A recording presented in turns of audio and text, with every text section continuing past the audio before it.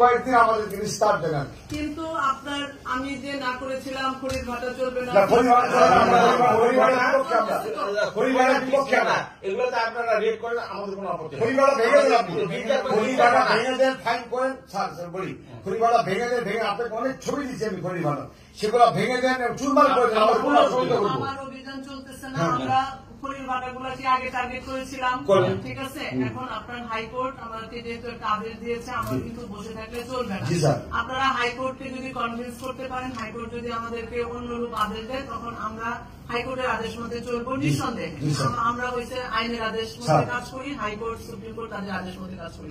আপনাদের এটা আমরা যথাযথ জায়গায় আজকেই পাঠাই। আর আপনাদের খড়ি ভাটাগুলো আপনারা ভেঙে দেন, যেগুলো চিন্তা সেগুলো ভেঙে দেওয়া শুরু করে আপনারা করছেন, কিন্তু এর মধ্যে ভেঙেছেন, আপনাকে ধন্যবাদ। আর অনেকগুলো আছে, সেগুলো আপনারা ভেঙে দেন, কোনো আপত্তি নেই আমাদের। আমরা তো স্যার ভাটা পরিবর্তন, স্যার ড্রাম চিমনি ছিল, ড্রাম চিমনি থেকে আমাদেরকে গভর্নমেন্ট বললো আপনারা ফিক্স ভাটা করেন।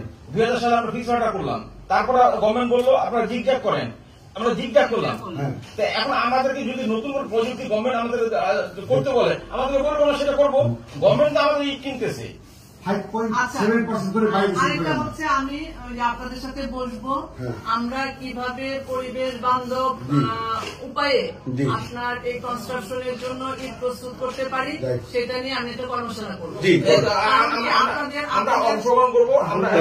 আপনাদের এই জেলাটা হচ্ছে কৃষি বান্ধব জেলা, এগ্রিকালচার বেসড জেলা, তাই না? এখানে আপনার প্রচুর ফসল, প্রচুর ফল, প্রচুর শাকসবজি জন্মে।